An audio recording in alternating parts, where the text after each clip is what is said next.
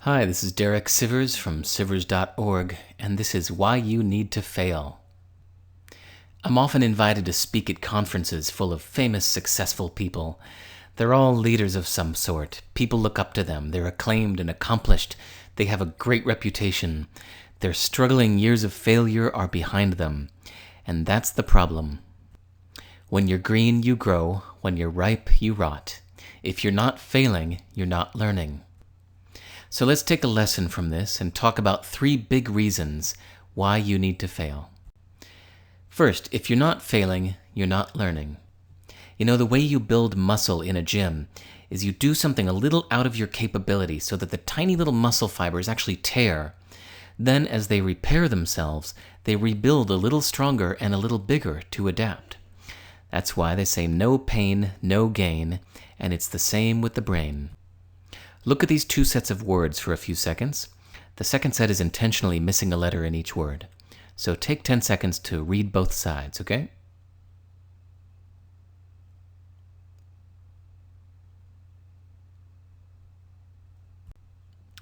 So tests show that when quizzed afterwards, people remembered 3 times as many words from the second column, the one that was missing letters. It's like when you saw the words with the blank spaces, you struggled with it for just a second, then you figured it out. But that 1 second of struggle made all the difference. To learn something effectively, you must make mistakes and pay attention to those mistakes. So let's look at a similar test. Everyone was given a paper with some facts. Group A studied the paper for 4 separate sessions. Group B studied only once, but then was tested 3 times and shown their mistakes after each test. A week later, both groups were tested, brought back and tested again. Group B scored 50% higher than Group A. That means that they had studied 1/4 as much, but learned far more. So, making mistakes, being in over your head and failing, this is proven to teach better than lots of advanced preparation. This is not just for memorizing, but for anything. Practicing music, for example. I went to Berklee College of Music, and our music teacher taught us that if what we're doing in the practice room sounds good, then it's not practice. Now I get what he meant. So some students would just play what they know, start to finish. If I was in the practice room, sometimes I could hear the student in the next room just playing everything start to finish perfectly.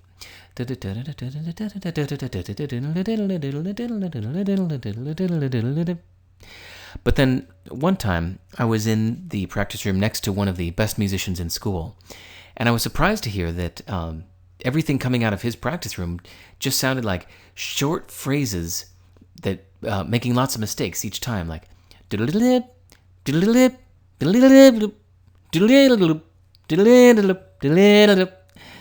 so lots of mistakes focusing on tiny little phrases.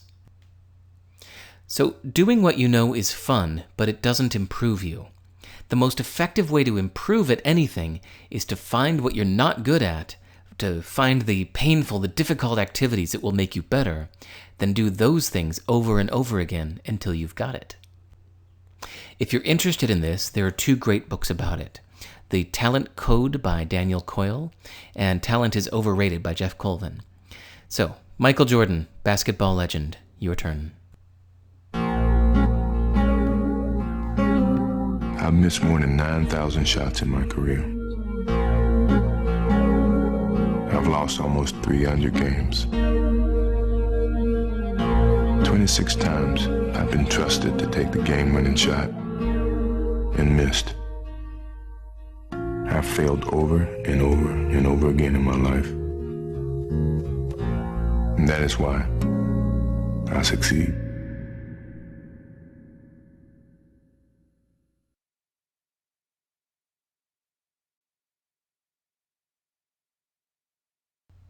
Okay, so reason number 1 why you need to fail is because if you're not failing, you're not learning.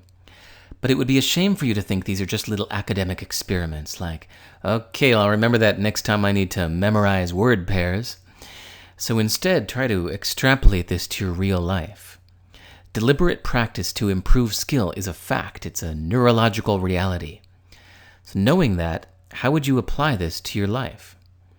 If you just keep doing what you're good at, you're coasting. You've plateaued. You need to make a real effort to fail more. But a voice inside you is probably saying, failure is not an option. You're the top in your field. You can't throw away a career of hard work. You have a reputation to protect. You have an image to uphold. You have an impeccable track record. People would lose respect for you, right? Well, let's look at a very big deal. Fixed mindset versus growth mindset. People with a fixed mindset think that talent comes from an ingrained level of ability. They think, I'm good at this, or I'm not good at this. They see it as fixed, that you either are or you aren't. Some people are born artists, some people are born leaders, some people are just good with numbers and some aren't. People with a growth mindset think that with hard work, anyone can master anything. They think, I got it because I worked hard at it. They see the starting point as moot. It doesn't matter if someone took to a skill a little more naturally at a young age. Absolutely anyone can catch up and surpass the so-called naturals. So 2 big reasons why this matters. Number 1, the fixed mindset hurts you. There was a 2-part test given to a bunch of students. The first part was intentionally easy, and the second part was impossibly hard. So it created a situation of initial encouragement, then certain failure. After each person failed the test, they were asked what they planned to do before the next test. Those with a growth mindset said they would study harder for the next test. Those with a fixed mindset said they would study less for the next test. After all, this is something they're obviously just not good at, so why waste their time? So reason number 2 why this matters, parents, pay attention here, is where this mindset comes from. If a child is told well-meaning things like, you're so smart, you're a brilliant child, you're so great at this, you have always been a math whiz, then it forms the fixed mindset view of the world.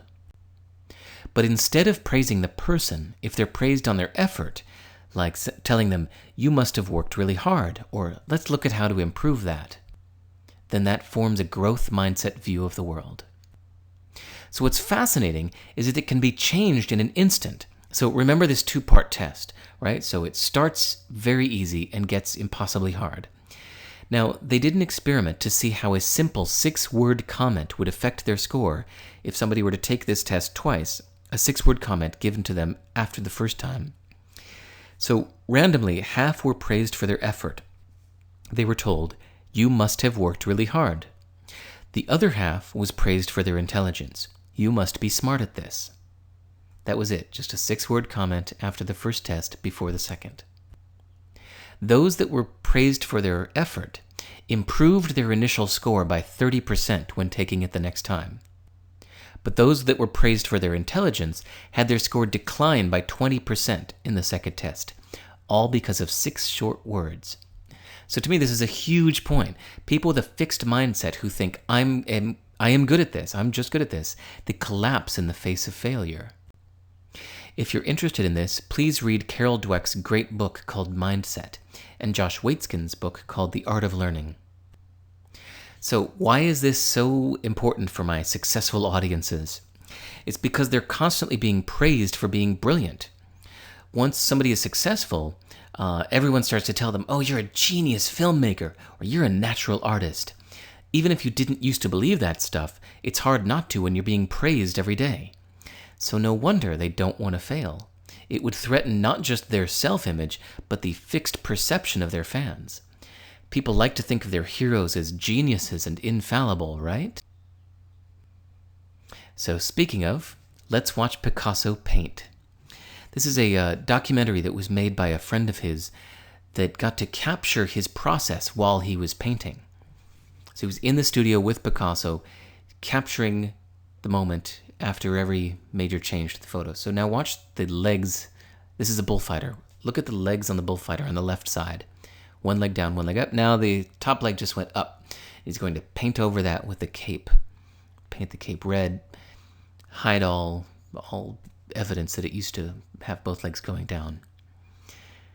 Now on the right-hand side, look at his two hands. The one hand on the sword is open, and the hand facing forward is closed. Changes his mind, the hand on the sword closes, the hand facing forward opens. Now watch the legs in green. He's going to change his mind. The top leg is going to go down. Oh, actually, I love this. The bull's head. Imagine he's looking at this going, hey man, I'm Picasso. I can do better than that. So, okay, now look at the legs are going down. He's going to cover that up with the cape. Now, I think that watching this process and the mistakes is a lot more encouraging than just seeing a finished product. This is why you should never compare your inside to someone else's outside. We see all the mistakes in ourselves, but we only see others' final product. But if more of us would show the world our mistakes and our sweaty working process, we'd actually be doing everyone a big favor. So, the fixed mindset versus growth mindset makes all the difference in the world. Now, the third reason why you need to fail is for experiments. This is the quantity. Here's what I mean. In music school, I took singing lessons. I had this great teacher where I would bring in a song and he'd say, okay, sing it to me the way you wrote it. So I would sing it, start to finish. Radio and TV shows taught her everything she knows. So I'd sing the whole song like that. And he'd say, all right, now do it up an octave. I'd say, up an octave? What do you mean? I can't sing that high. He'd say, I don't care. Go. Do it.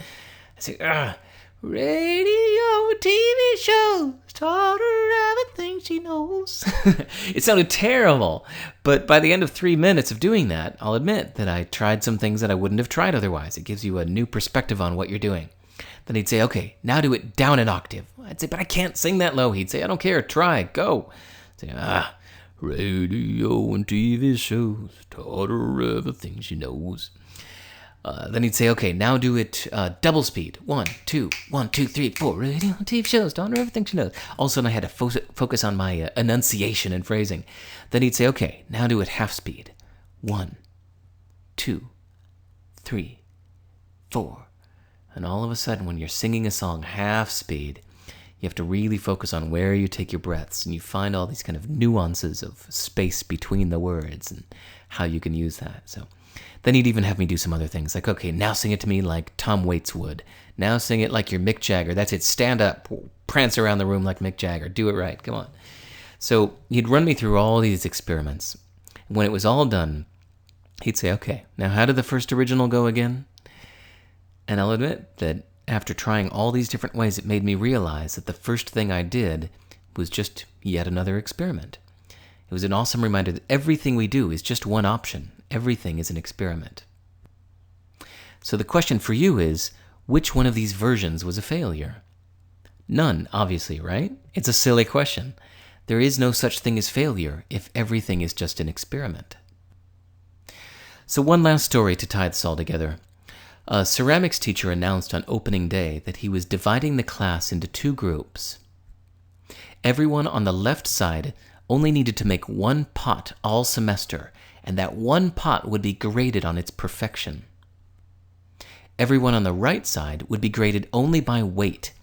He said, I don't care what you make, on the final day, I'm going to bring in my bathroom scale and we're just going to weigh it. Over 50 pounds of pots gets you an A, over 40 pounds gets you a B, 30 pounds a C, etc. I don't even care what it is, I'm not even going to look at it, just weigh it. Go. So, at the end of the semester, there was a surprising result. The works of the highest quality, when an outside observer was watching at the end of the class, were all the ones that were made by the quantity group, those that were being judged only on weight. So it seems that while this quantity group was busy just churning out piles of work and learning from their mistakes, the quality group, the one that was being judged just on 1 pot, had sat there theorizing about perfection, and in the end had nothing but grandiose theories and 1 mediocre pot. So we all have these perfectionist tendencies. So making mistakes and failing is a great way to break that paralysis. And in the end, apparently, it makes better work anyway. So, the 3 big reasons why you need to fail. Number 1, it's required for learning. Number 2, it keeps you in the growth mindset. And number 3, it reminds you that everything is just an experiment. In musical terms, instead of thinking classical music, think jazz, where there's this great saying, if you're not failing, you're not trying hard enough. And lastly, it's a lot more fun. My name's Derek Sivers. I hope this was enjoyable. Thanks a lot. Bye-bye.